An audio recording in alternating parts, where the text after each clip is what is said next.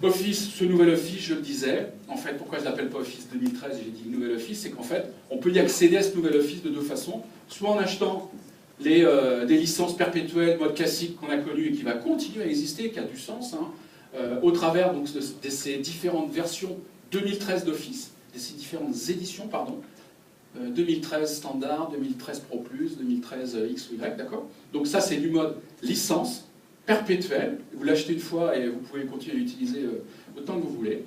Mais l'autre moyen, au travers d'accéder à ce nouvel Office, au travers de services Office 365, en souscrivant à des abonnements sur Office 365. Je vais revenir un peu plus loin dans le détail sur quels sont les types d'abonnements qui sont offerts et à qui. Alors si on regarde d'abord la partie cliente d'Office, c'est-à-dire l'Office, le 2013, celui qui est accessible au travers de licences, je dirais dans un mode classique. Cet Office-là, alors très rapidement, encore une fois, il y a deux éditions qui sont particulièrement destinées aux entreprises, l'édition donc dite standard et l'édition professionnelle plus. Ce sont exactement les mêmes éditions qui existaient en 2010. Elles n'ont pas changé de nom, et d'ailleurs, ceux qui avaient la software assurance en 2010 de l'une ou l'autre ont accès à la nouvelle édition dans la version 2013. Juste, donc, à peu près la même chose, quelques petits changements.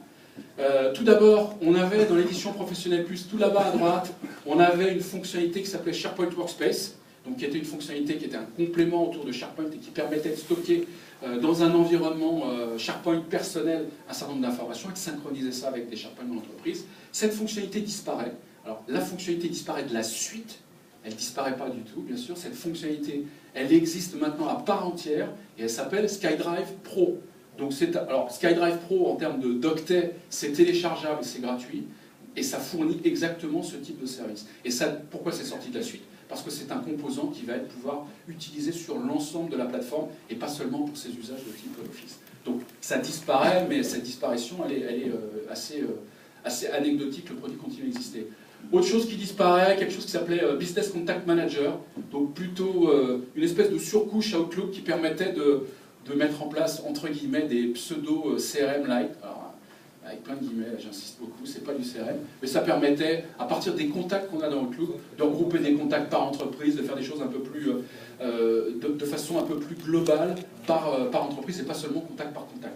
BCM disparaît de la suite, même chose que pour l'autre là-bas. Ceci étant, le BCM reste, Outlook, Business Contact Manager, reste disponible dans un mode gratuit, téléchargeable.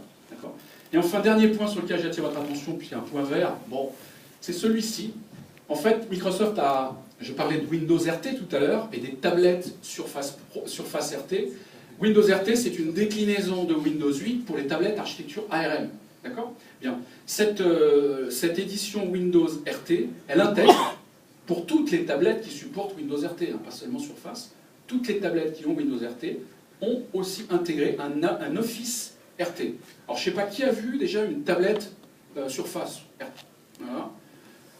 Alors, ces tablettes Surface, elles ont un Office. Alors, quand je dis qu'il y a un Office RT dedans, alors il va falloir me croire sur parole, mais l'Office qui est dedans, donc il y a Word, Excel, PowerPoint, OneNote.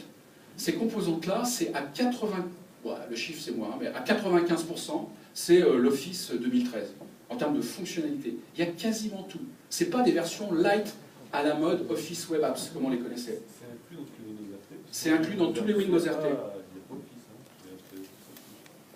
Vous avez acheté Office, sur quoi? C'est une tablette quoi ça? Ah ben, Office RT est dedans, donc vous allez pouvoir le télécharger. Microsoft a mis dans ses tablettes Surface. Oui, c'est absolument. Microsoft a mis dans ses tablettes Surface. Alors c'est une preview quand ils les ont sortis, mais c'est gratuit, ça fait partie du produit. Et donc c'est quasiment les vrais, enfin c'est les vrais produits Office. Si vous regardez un Word 2013-2010, il y a, je sais pas moi, 8 onglets avec plein de commandes de menus à l'intérieur. Un Office Web Apps, la déclinaison light, il y a 2 onglets sur le Word Web Apps. Dans l'Office RT, le Word, il y a à peu près 8 onglets et puis il y a 90% des commandes. Il y a des limitations, ceci étant, bien sûr. Sinon, ça ne s'appellerait pas Office RT. Il y a des limitations, notamment, il n'y a pas Outlook. Bon, il faut s'y faire au départ. Il n'y a pas Outlook. Et puis, il y a des petites limitations fonctionnelles en termes de support macro qui peuvent être gênantes. Mais ceci étant, donc, c'est assez proche, mais ça a comme caractéristique d'être destiné à un usage non professionnel. Non professionnel. Et donc, on ne peut pas, en termes de licence d'utilisation, prendre sa tablette RT et puis utiliser son Office à l'intérieur pour bosser avec. Sauf si vous avez en tant que poste de travail principal une licence Office 2013 standard ou Office 2013 Pro+, puisque cette licence-là vous donne le droit de pouvoir utiliser. C'est le petit point vert qui est ici. J'en ai dit beaucoup sur le sujet, j'avance. Voilà, les évolutions en termes de software assurance sont ici. Quelques évolutions, donc au-delà d'Office, on va parler d'Office. Office, c'est une famille de produits, il y a la suite bureautique, il y a les composantes serveurs, Exchange, Link, SharePoint, on va en parler, mais il y a aussi deux autres composantes qui s'appellent Project et Visio, qui évoluent toujours en même temps qu'Office, dans la même vague. D'accord ? Donc là, Project évolue. Alors là, très rapidement, je ne rentre pas du tout dans le détail de ce que c'est faire Project. J'attire votre attention sur... Donc il y a un certain nombre de projets, c'est la solution Microsoft de gestion de projet, qui existe depuis de nombreuses années, soit pour des chefs de projet à titre perso, qu'on ça sur leur poste de travail, soit sous un mode au niveau de l'entreprise, on met des versions serveurs, avec des clients web qui permettent à des utilisateurs non utilisateurs réguliers de l'outil de planification d'avoir accès à des rapports, d'aller consulter un certain nombre d'informations sur le serveur web. Donc ça continue à exister, donc il y a des évolutions bien sûr, nouvelles fonctions, des améliorations sur les versions 2013, côté client, côté serveur, et pour la cale, donc là c'est pas une cale comme je disais, il n'y a rien de technique, mais la cale évolue aussi en Project Server. La nouveauté, c'est quoi? C'est que maintenant, on va avoir des services project qui vont être disponibles dans Office 365. Donc là, de la même façon, on va pouvoir s'abonner à Project au travers d'Office 365. Alors avec un certain nombre de services, donc chaque brique en bleu, ce sont des services auxquels on peut s'abonner, soit le premier Project Pro pour Office 365, c'est quoi? C'est Project professionnel installé en local sur le poste de travail, mais dans le cadre d'une souscription. Et après d'autres briques de services qui peuvent être soit un Project pur online, là il n'y a rien qui s'installe sur le poste de travail, j'ai un navigateur et je me connecte dans le cloud Microsoft pour accéder à mes fonctionnalités Project et à mes projets. Et puis un package de services qui cumule les deux, Project Online et Project Pro. Donc ça c'est une nouveauté, jusqu'à présent jamais Project ne faisait partie de cette évolution-là et de cette famille Office 365. Même chose sur Visio. Visio, c'est la solution Microsoft pour faire des plans, pour faire des organigrammes, pour faire des hiérarchies, pour faire tout un tas de choses. Évolution sur Visio, qui passe en version 2013. Alors, côté produit installable sur le poste de travail, des évolutions, puisqu'il y avait une version Premium 2010 là, qui passe à la trappe. Donc, qui passe à la trappe au sens où ses fonctionnalités vont être intégrées à l'édition professionnelle 2013. Donc, au lieu d'en avoir 3, il y en a plus que 2, et la deuxième contient l'ensemble des fonctions.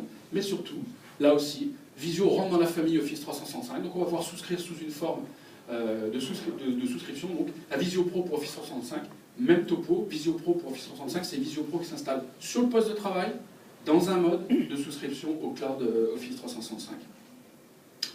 Voilà sur ces deux briques. On va regarder maintenant les aspects serveurs. Exchange Server, donc autre brique. Alors ça c'est un classique de l'offre Microsoft, donc qui depuis pas mal d'années a vu beaucoup de choses évoluer. Alors on va le voir, des évolutions importantes. Alors sur le produit lui-même, et là encore une fois, ce n'est pas le sujet. Il y a des sessions ici qui traitent ça en profondeur sur ces nouvelles fonctions et les nouvelles caractéristiques d'Exchange 2013, donc je n'ai pas du tout abordé ça. D'un point de vue licence, qu'est-ce qui change? Je dirais une toute petite chose. Donc on voit sur la partie serveur, on continue à avoir des licences serveurs standard et serveur entreprise pour Exchange. La différence c'est quoi? C'est le serveur entreprise d'Exchange, c'est un serveur Exchange plus un certain nombre de fonctions, de techniques liées à la capacité à supporter des clusters, des configurations fault tolérantes. D'accord? Ça, c'est Exchange 2013 entreprise. Si on ne veut pas ces aspects matériels, fault tolérantes, etc., on n'a pas besoin d'entreprise, on a Exchange standard qui contient toutes les fonctionnalités d'Exchange. Côté CAL, on a deux types de CAL, comme beaucoup de produits Microsoft, la CAL dite standard, la CAL dite entreprise. La différence c'est quoi? La CAL entreprise, d'une part, c'est une CAL additionnelle, c'est-à-dire qu'il faut d'abord avoir la CAL en standard pour pouvoir acheter la CAL entreprise. Et cette CAL entreprise, elle donne accès à un certain nombre de services dits avancés du serveur Exchange et du serveur